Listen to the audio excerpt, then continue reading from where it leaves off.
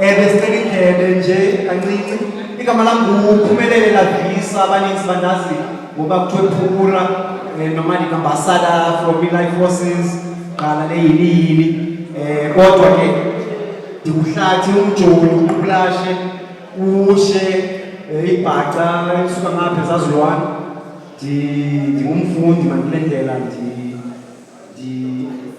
ndingathi ndinxalenye yabazi bandakanya hip hop culture yabo.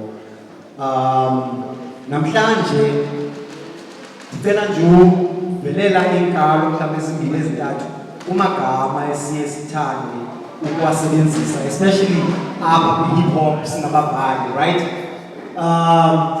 Xa sithetha ngobuqu bethu, which is laa nto sithi fifth element ye-hip hop, the knowledge of self.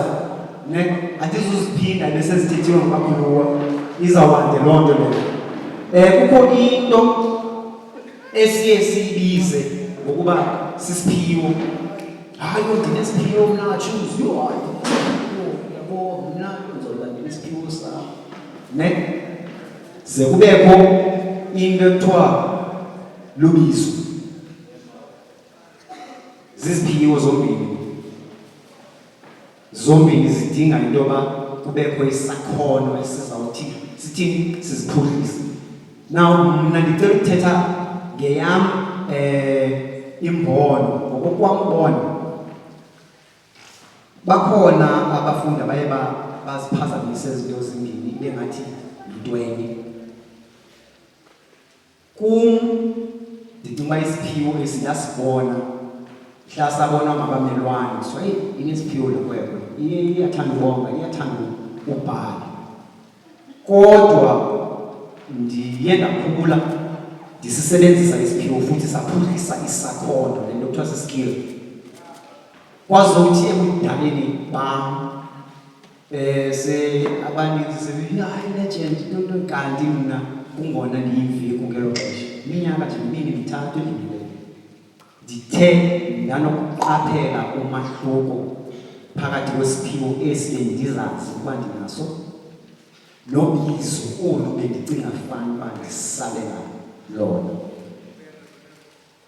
Ndicela ababhali bazijonge ezo ngoma zombini bazame ukuzimatanisa bazame uzihlalutya so that xa sisebenzisa ulwimi lwethu ulwimi lwemveli sizichaza ubuze bethu nobuqu bethu sibhasta ii-rhymes ezithetha nge-knowledge of self ne-knowledge yentlalo sikwazi ukuwasebenzisa kakuhle amagama athile especially ii-concepts mhlawumbi ezithile.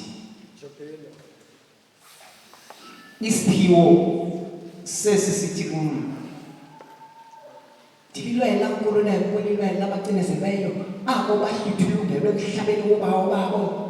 Yabo ndinesiphiwo sobhala ndibalisa ibali lesizwe njengenxalenye yaso eso sizwe kodwa ubizo lolu luvele lwafika ngohlobo oluthi ndisisikhalo sebhokhwe esikhatshwa sisabhokhwe kungqu phantsi ndifulela ngamakhasi kumaxhanti omqaqo ndinxaphunxapho ndixhakwe nababakhwe egwadana ndikhumitsipho nabantakwe ndonyuka ummawe ndigwenyela ngeembeku ezintsundu zimfifithwa ziincuthu kwinzolo yobusuku. Loo magama lawo andicingi into yoba mhlawumbi mna ndingathatha inyhweba yokuthi ndiyawabanga. Lana ukulwela nkululeko ndifunda nakwakhuluwa ndijonge nasezindabeni ndijonge izinto ezenzekayo ndincokole namajita am ndiqondama mandibhale i-concept ethakthi ndiziqwele ndizinike ixesha lokuba ndibhale ndisebenzise isiphiwo esithi siphuhliswe sisakhono. Kodwa lena esi sitanza sesibini savela ephupheni okanye ethongweni alithi yingoma yethu ke yokuqala namhlanje leyo iphupha ithongo lelinye lamagama esithi xa siwasebenzisa sithetha ngobuqotho, right? Izinto mhlawumbe singenawuziva nase-States kwi-hip hop inspired when we talk about knowledge of self.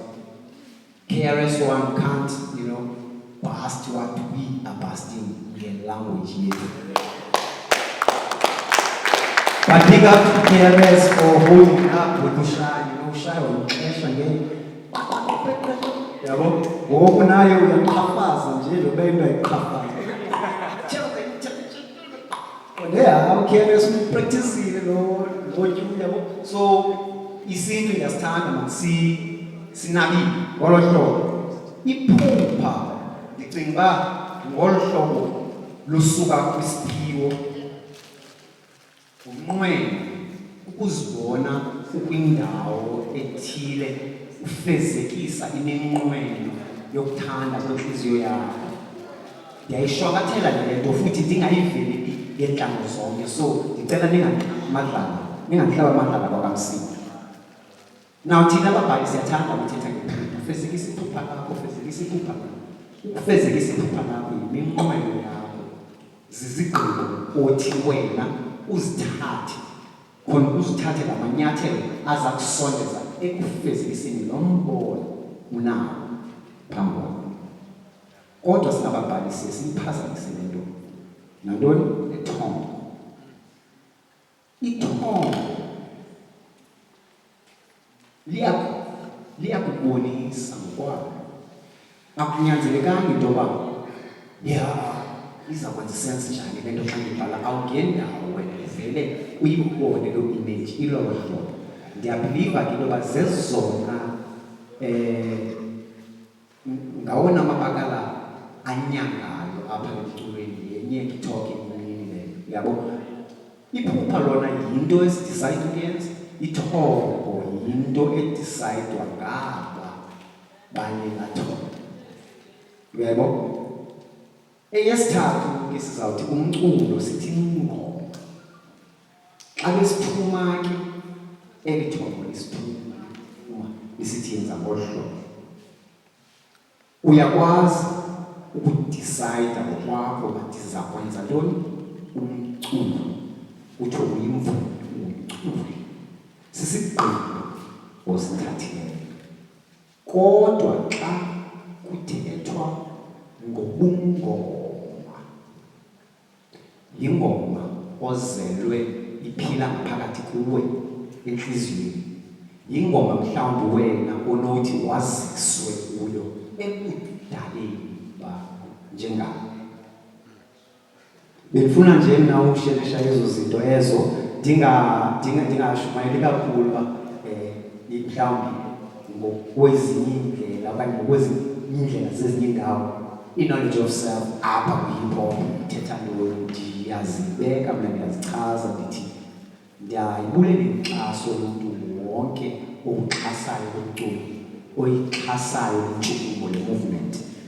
Kodwa ndikwazi tyanikila phambi komntu wonke ndisithi nimane nindijonga, nindikrweca, nimane nindiqeqesha, nam ndiselusana. Ukuzazi kwam ekwaxhomekeka ekubeni makuthule yonke lena bendicinga ndiyayazi. Mhlawumbi komso ndawube ndibona ngenye indlela, kodwa okwangoku ndithi olu sana lundim luyabulela.